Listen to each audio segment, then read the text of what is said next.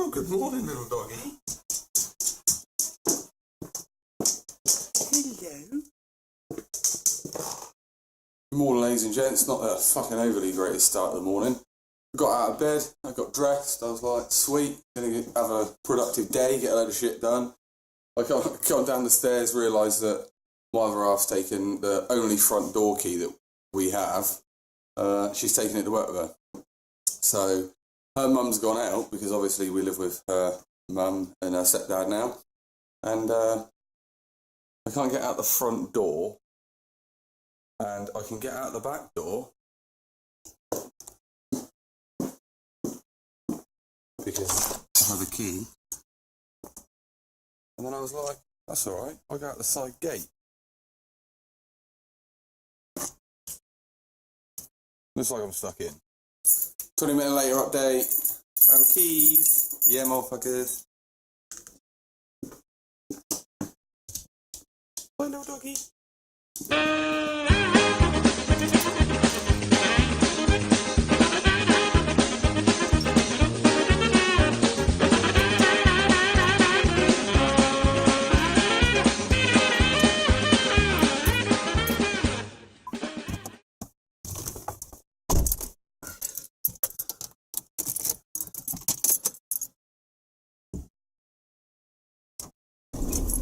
Yes. So an hour later, I'm finally out. I'm on the move.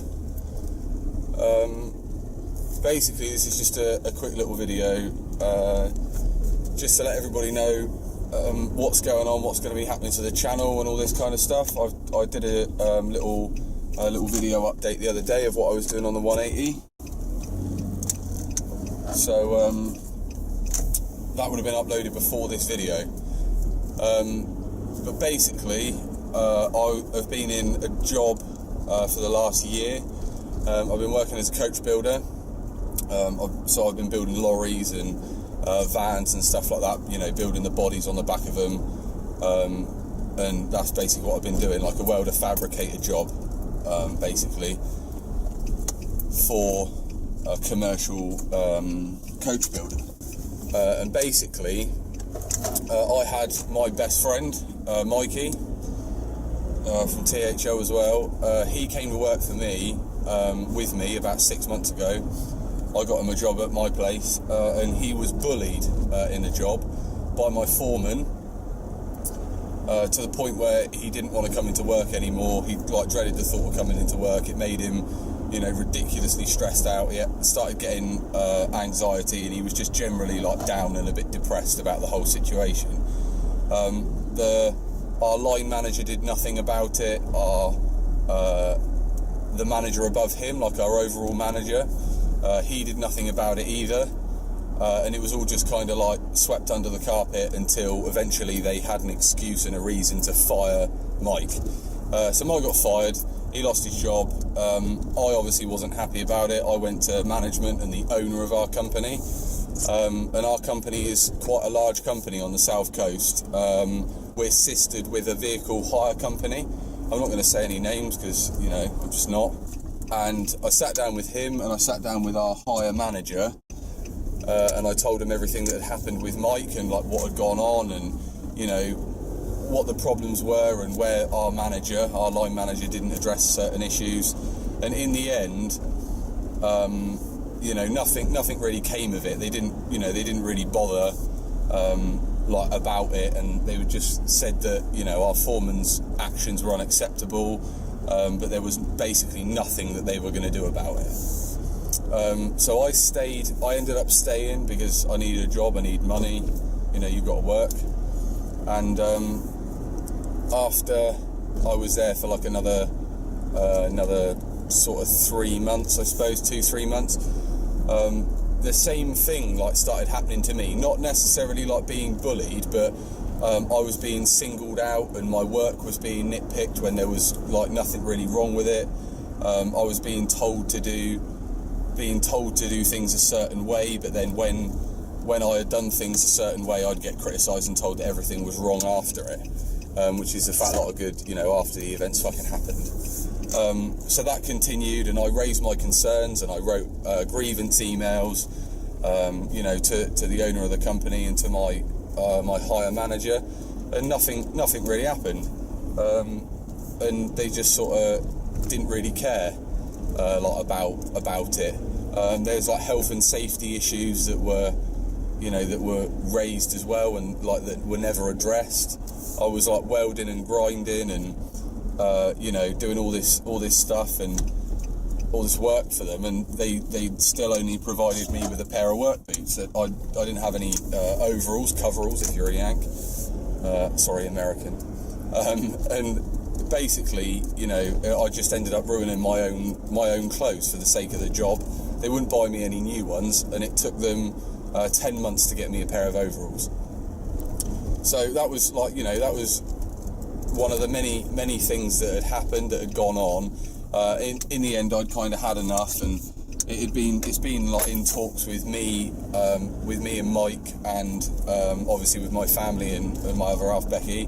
It's been in talks for a while about me leaving. What I would do if I was self-employed, what I would do if I tried to run my own company, and all that kind of shit. Would I be able to make it work? Basically, would I be able to make my own living?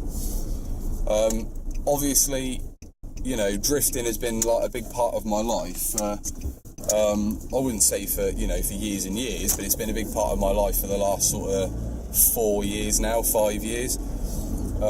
Since I started really getting into it, and I really started following what like drifting was and the whole drifting community and things like that.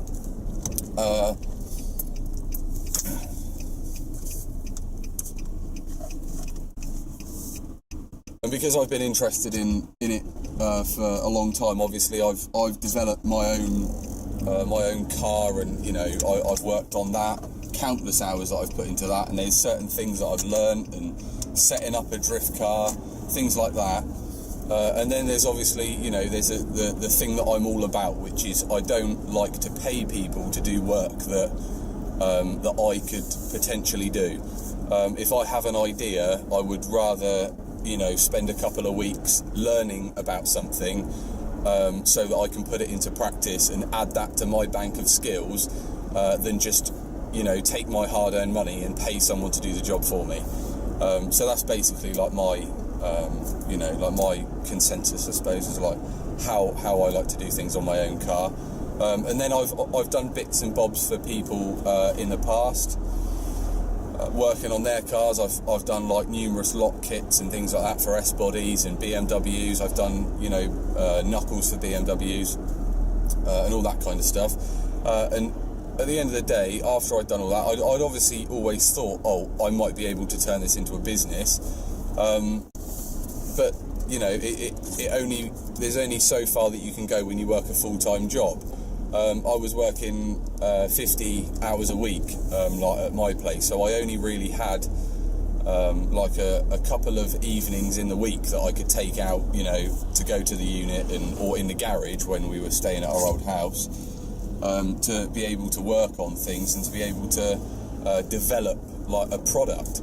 All of this sort of like inspiration to me wanting to do everything, like try and do everything myself and be self-contained as a car builder, just in my own right, was all thanks to Engineered to Slide.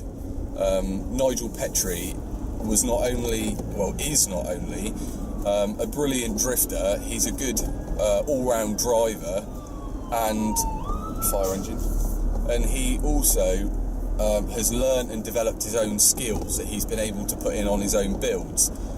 His RPS 13 is the reason that I have an RPS 13. His PS 13 is the only reason that I like PS 13s, and his Hilux build is probably one of the most like amazing builds, even not just of a drift car, just of a car in general. To be able to build your own chassis and totally design and develop your own vehicle from the ground up is just absolutely incredible. So yeah, like that's been a big inspiration to me. So that is basically where my idea started to come from, of being able to fabricate my own geometry components for drift cars. Obviously, the most of the stuff that I've done like to date has all been S-body related, just because I own an S-body. Everything like other than an S-body the furthest I would go would be a BMW E36, like E46 you could run it on as well, because Mike has one. So they're cars that are like easily accessible to me. If I need to go back and measure anything again, I can, like the cars are there. So yeah, that's basically why it's only stuck to that.